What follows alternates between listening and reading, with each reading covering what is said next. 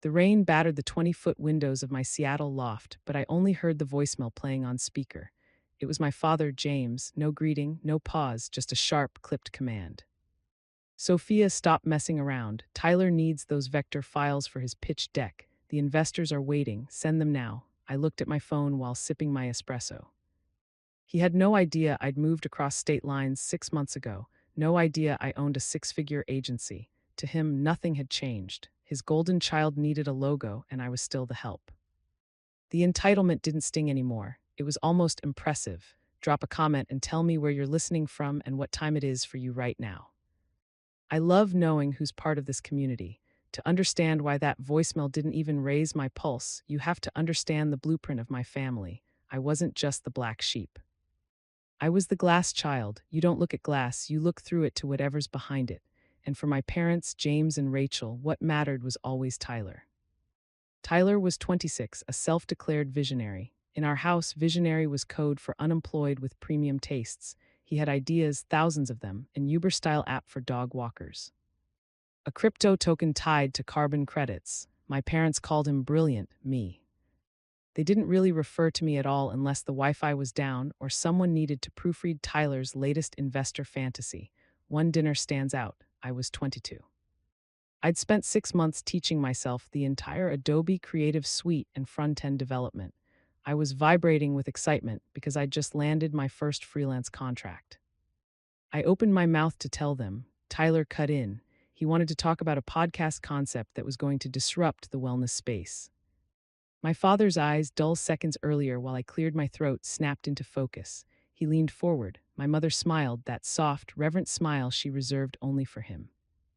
It wasn't just dismissive, it was visual. Their attention lens zoomed fully onto Tyler and I became empty foreground. That's the trauma of transparency. It's not hatred, it's worse. You don't register as solid. You learn to stay quiet so you don't shatter. You learn that your worth isn't inherent, it's functional. I was the pain that kept the rain out while they admired the view. I was the load-bearing wall they drilled into so they could hang portraits of him. My usefulness was the only thing that made me visible. If I wasn't fixing tech issues, editing resumes, lending $50 that never came back, I simply didn't exist to them. But invisibility has an upside. No one monitors what they can't see. While my parents mortgaged their future to bankroll Tyler's networking trips to Bali, trips that produced sunburns and zero business plans, I was in the attic. I wasn't gaming. I was studying markets. Learning branding psychology, analyzing why companies failed so mine wouldn't. I treated neglect like an advanced course in self-reliance. They thought I was withdrawn. I was. I was under construction. I learned early that love in that house was finite and Tyler owned the supply, so I stopped chasing it. Instead, I started collecting leverage. I stopped seeing them as parents and started seeing them as a case study in mismanagement. They were dumping resources into a sinking asset while ignoring the profit center under their own roof. So I built my value quietly. Architects don't cry over bad clients. They wait for contracts to expire. And when I saw my father's name on my phone, I knew that expiration date had arrived. While Tyler burned through $65,000 of my parents' home equity on a so-called tech incubator retreat in Bali, mostly surfing and hustle culture Instagram posts, I was closing my first. Micro investments. My seed capital wasn't a family loan. It was $185 from a logo design I bid on through a freelancing site. I did the work at 3 in the morning, blue light from my monitor cutting through the cramped attic. When the payment cleared, I stared at the screen. It felt illicit, not because it was wrong, but because I'd created value without asking permission. I reinvested every cent, better software, faster hardware. Subscriptions to market intelligence tools.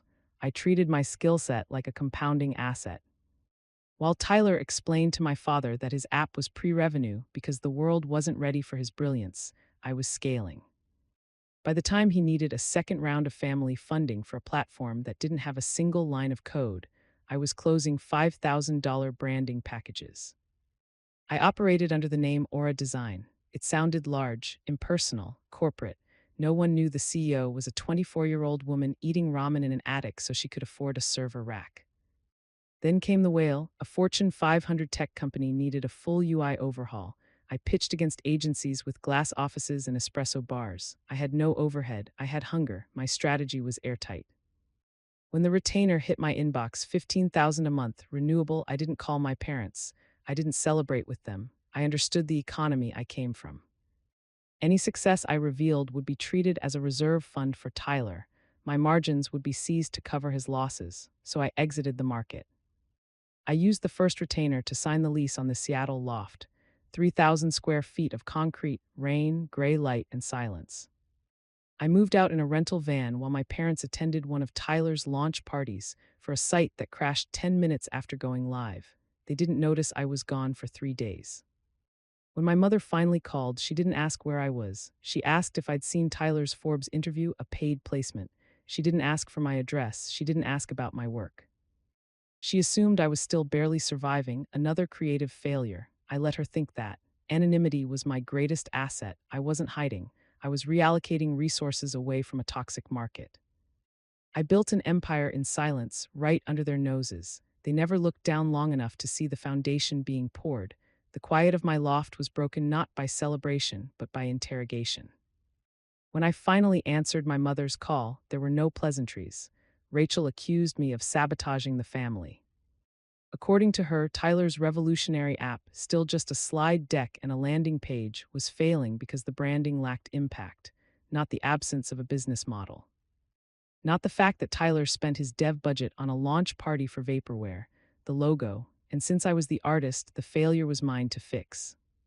She demanded I drop my paying clients and do a full rebrand for Tyler, for free. When I mentioned my schedule, she detonated, called me ungrateful.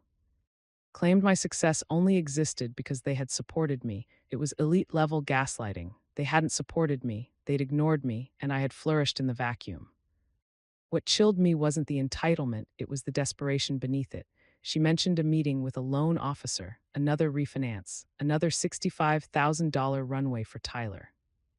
I gripped my phone as they discussed financial self-destruction like they were ordering takeout.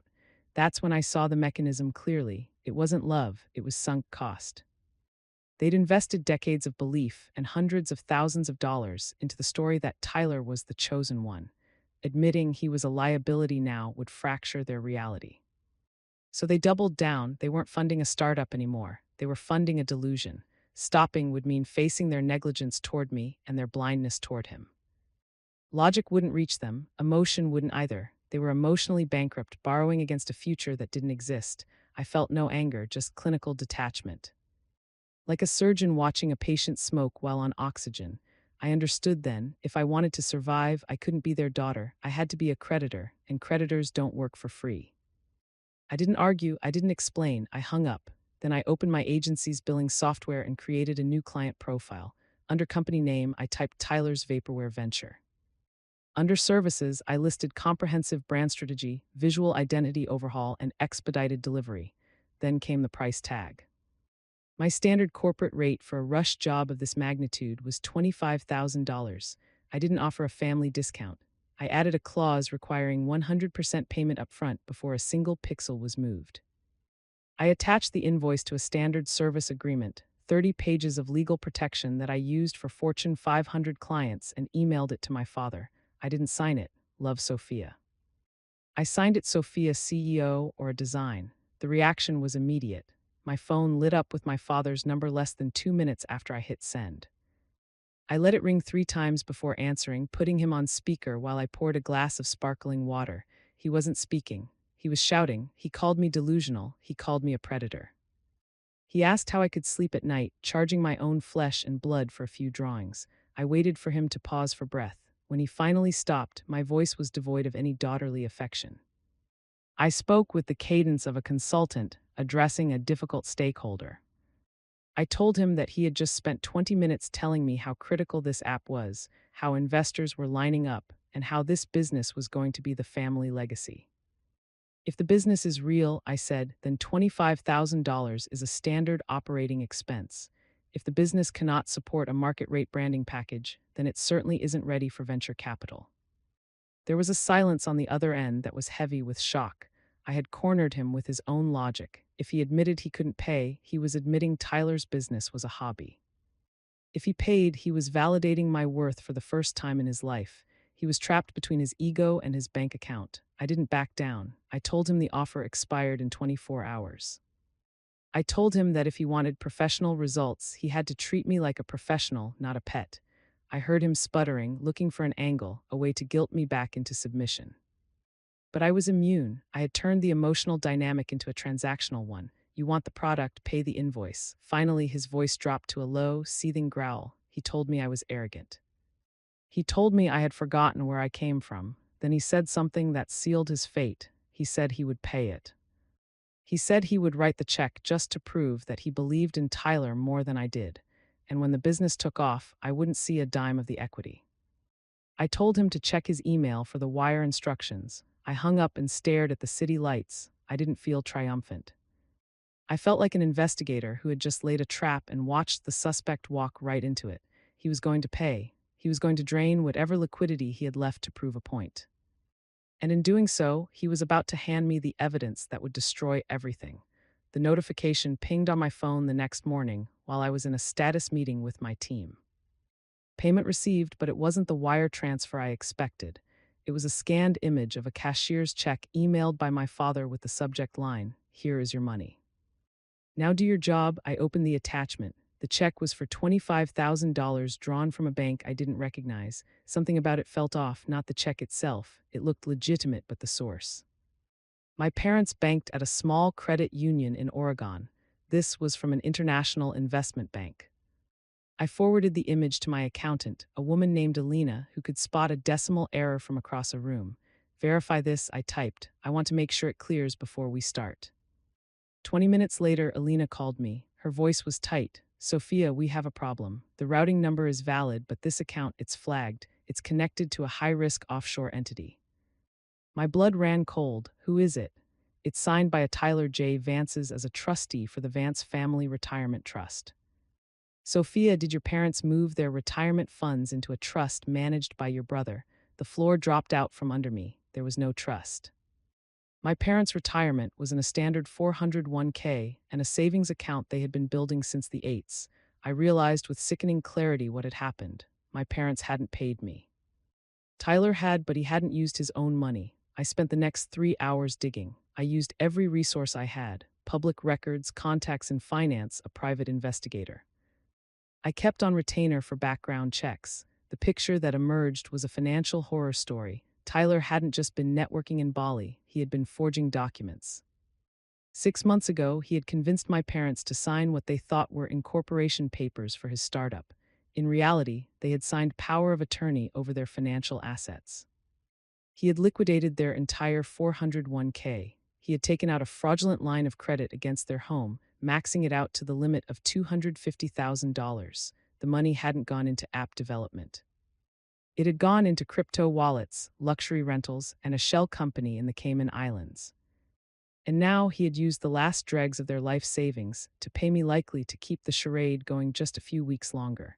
The final piece of the puzzle arrived via an alert from my Pi. A flight manifest. Tyler Vance had boarded a one-way flight to Bali 3 hours ago. He was gone. He had drained them dry, paid me my hush money with their own stolen funds, and fled the country. I stared at the evidence spread across my screens. This wasn't just bad business. It was grand larceny, elder abuse, wire fraud. My parents weren't just broke. They were victims of a crime committed by the son they warped, and they had absolutely no idea. I held the smoking gun that would destroy their world. The question wasn't if I should pull the trigger. It was how to do it without getting hit by the shrapnel. I called my father, not to accuse him, but to summon him. My voice was calm, but it carried the weight of an executioner's axe. I told him there was a problem with the payment, and he needed to get on a video call immediately. He tried to argue, tried to bluster about how busy he was, but something in my tone, a cold, flat finality, stopped him. 10 minutes later, his face appeared on my screen. My mother was beside him, looking anxious. They were sitting in their kitchen, the same kitchen where they had ignored me for 20 years. I didn't say hello, I shared my screen. I put up the bank transfer details, the Pi report, the flight manifest, and the forged power of attorney documents. I walked them through the timeline with the precision of a forensic accountant. Here is where Tyler gained access to your accounts. Here is where he liquidated your retirement. Here is the fraudulent loan. Here is the transfer to the Cayman Islands. And here finally is the check you sent me, funded by the theft of your own future. Silence, the kind of silence that rings in your ears. My mother made a sound like a wounded animal, a high, keen whimper. My father just stared, his face turning a terrifying shade of gray. The denial came first, of course. No, he whispered. Tyler wouldn't. He's a visionary. He's just moving funds around. He's in Bali, Dad, I said, my voice cutting through his delusion. He has a one-way ticket. He isn't coming back, and you are facing foreclosure, bankruptcy, and potential criminal liability for the debts he racked up in your name. The breakdown happened in stages. My mother started sobbing, rocking back and forth.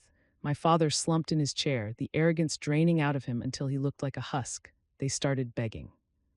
Not for Tyler to come back, but for me to help. Sophia, please. My mother wept. Well, lose the house. Well, go to jail. You have money. You can fix this. You're the smart one.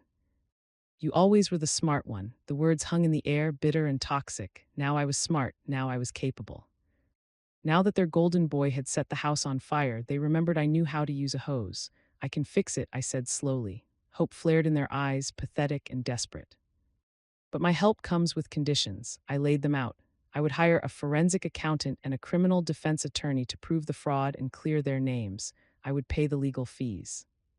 I would negotiate with the bank to delay foreclosure while the investigation proceeded, but I would not pay their debts. I would not replace their retirement fund, and most importantly, they would sign a document, a legal binding contract, relinquishing any future claim on my finances or my time. I would help them survive this, but I would never ever be their daughter again. I would be their benefactor, their savior, but never their child. And Tyler, I added, my voice turning to ice. You will press charges. You will cooperate fully with the authorities to have him extradited. If you try to protect him, if you send him $11 text message warning him, I walk away and I take my lawyers with me. They stared at me horrified. I was asking them to destroy their idol, to choose survival over their favorite son. It was the ultimate test, and we all knew it. My father looked at my mother. She was weeping into her hands. He looked back at the screen at the daughter he had looked through for 28 years.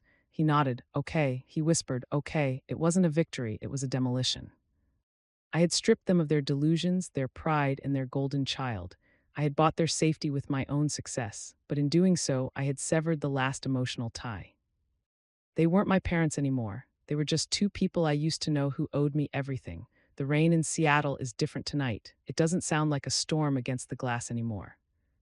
It sounds like applause. I stand in the center of my loft, surrounded by the quiet hum of the server rack that powers my empire. It has been 3 months since the video call that ended my childhood.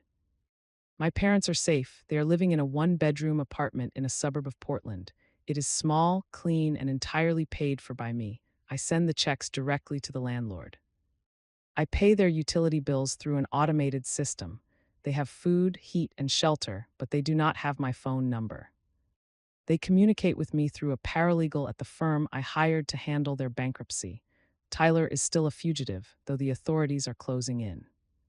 My parents cooperated with the investigation, not because they wanted to, but because the contract I made them sign left them no choice. They had to sacrifice their golden child to survive. I imagine that haunts them. I imagine the silence in their small apartment is deafening, but that is their architecture, not mine. People ask me why I helped them, why I didn't just let them drown in the flood they created. This brings me to what I call the rescue paradox. We are conditioned to believe that saving someone is always an act of love or forgiveness, but sometimes rescue is the ultimate act of dominance. If I had walked away, I would have been the angry daughter who abandoned her family. I would have carried the weight of their destruction. I became the competent adult in a room full of children. I proved with mathematical precision that the worthless child was the only one capable of survival. I didn't save them to earn their love. I saved them to render their approval obsolete. I paid for their lives so I would never have to pay for their mistakes again. I bought my freedom. I look at my reflection in the dark window. For 28 years, I was the glass child, transparent, fragile, easily overlooked. But glass, when subjected to enough heat and pressure, changes. I am not glass anymore. I am a diamond. I am hard. I am unbreakable, and I am valuable on my own terms. I didn't just build a business in the shadows. I built a fortress. And for the first time in my life, the walls are strong enough to keep everything else out. If you have ever had to build your own worth from scratch, share this story. You are the architect of your own life.